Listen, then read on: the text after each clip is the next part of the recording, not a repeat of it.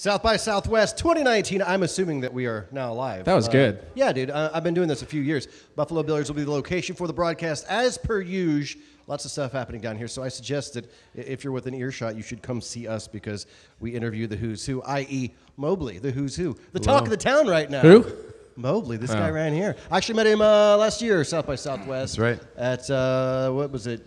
Social. Green Light Social. Green Light Social, and you were playing a show there. Was it an official show, or that was just one of the 15 that you were playing? 25. You played 25 shows? 25. Wait. Do you hate yourself? A lot. Did you learn your lesson? Are you going to do that again this year? I'm doing 9. I'm taking it easy. All right, all right. What is taking it easy? Is he down from 25 to what now? 9. 9. Oh. A very So like subtle 9. 2-a-days. Yeah. That's still way too many. It is. So was last year your first South by? Surely not. No, we just got a lot of offers, and it was like, we'll just say yes to everything and see what happens. And I was extremely sick. Like, I lost my voice immediately after the last show, and then was in bed for like 3 days. You say that we got a lot of offers. Like, do you? I like that. Do you have a Shark tapeworm Tank or something? Like, you're a one-man band. Who's this? Who are the we people? I have people who help me. I have a team of people who help me. So Toby. I got a lot of offers. Okay. Well, so just people that are watching or presumably listening. You're a one-man band. You kind of you do everything yourself. And how did this take off? Was it because of necessity, or is it because you hate people like I do? A little bit of both. I think I was in a band. I had a band for a while.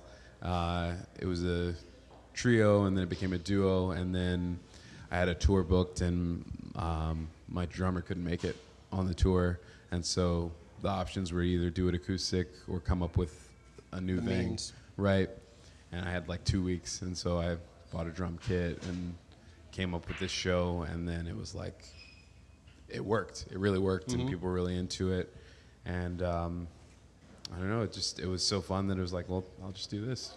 Did you have to fire people, or are you like, look, dude? No, it was very amicable, and my drummer was great, and he's still working around town. He's actually in the band Como Las Movies. Okay. It's a really good band around town. So it was all amicable and all that, but yeah, just a different thing, Now, is it a part of your brand now that you're a one-man band, or is it's still like, this is the way I can express my creativity because I can't have anyone coming in here and mucking it up for me, like I got to do it my way? Right. Or is it more of like the shtick of being, hey, watch what I can do? It was kind of a natural extension of what I was doing behind the scenes anyway. In the studio, I was writing everything, recording everything, producing everything anyway. And so it was just really a matter of bringing that to the stage. So in a certain way, it's just there's kind of more integrity between what I'm doing behind the scenes and then what I'm doing on stage.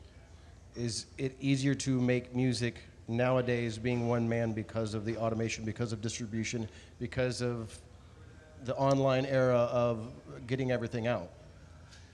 I think there you ways. used to have 15 friends, 15 people in the band with 15 friends, so that people would listen. Right. Being one guy, Right. it's a different way to get all the music out there. Yeah, I think there are ways in which it's easier and ways in which it's harder. Obviously, the kind of means of production, so to speak, have been democratized a lot. The technology is cheaper. You have, like you said, you have access to distribution platforms and all those things.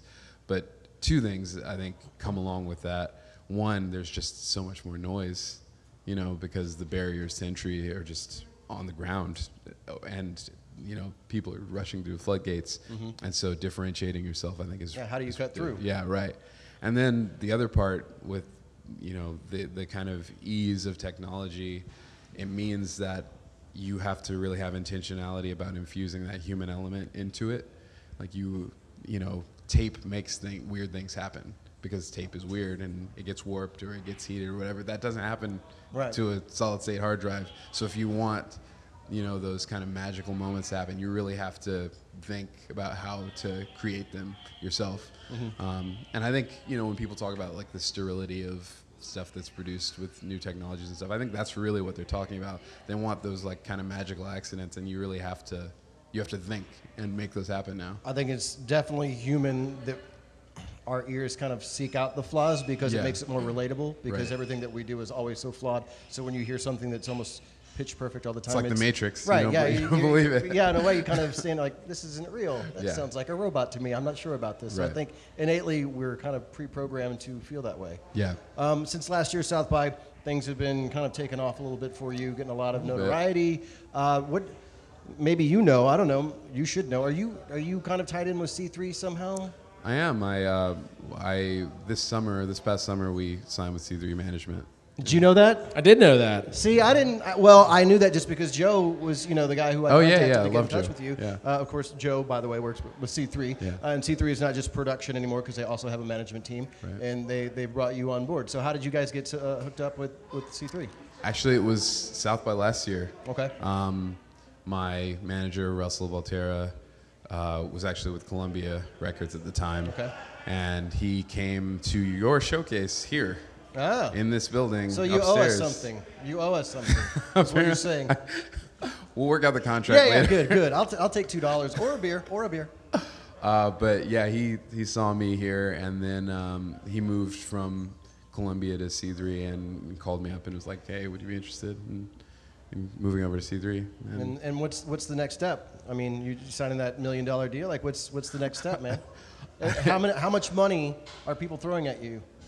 No, it's definitely Nine not, deals. definitely not Nine $1 million deals this year. Yeah, it's tougher nowadays to make a record. A buddy of mine who's made a lot of records, very popular musician, touring, blah blah blah.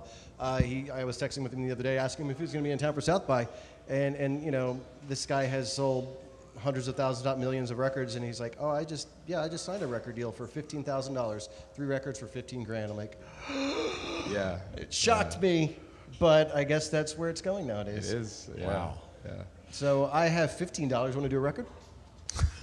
I think you get like a jingle for that. All right, well, I'll take it. Dude, a Mobley jingle for $15? I will accept That sounds your like offer, great sir. value. Well, tell us about the shows where people can catch you this week, because and we'll get to the showcase. Well, the day party that you're doing for us in a bit. But where else around town can people perhaps catch you? You know, I don't even have. Bad manager does not have you prepared, and he's not scrambling right now. This is the point where a manager should be scrambling. So All right, we'll talk- today we're at the Spreetail office playing a party for Perkins and Will. Today's Tuesday? Today is Tuesday. Wednesday. Tomorrow we're at Sun Radio in the morning over at the Hula Hut. We've got a show at 2. And then tomorrow evening at 6 we're at Greenlight Social again, where we met. Right on. Old haunts. And So- then Thursday we've got The day party Yeah, here. day party here. And what time do you go on Thursday? See, I should know that. I don't even know. 2 p.m.? 2 p.m. So if you'd like to catch Mobley for free, no credentials, none of that nonsense, come down here to Buffalo Billiards. It's going to be 6 in Brazos. We've got a lot of great artists performing on Thursday, and Mobley being one of those. 2 p.m. Come see him before he signs that $1 million deal, and then he won't talk to you anymore. Congrats on the success, by the way. Thank you. I Enjoy appreciate your South by. Thank you. And you should hang out later for the panels. Oh, I'll be here, yeah. Cool. Let's get a beer. Yes, sir. Anything to add, Trevin? So let's get a beer. All right. We'll see you guys in a bit for panels and more fun for South by. We have panels? Oh, yeah. That'll be good.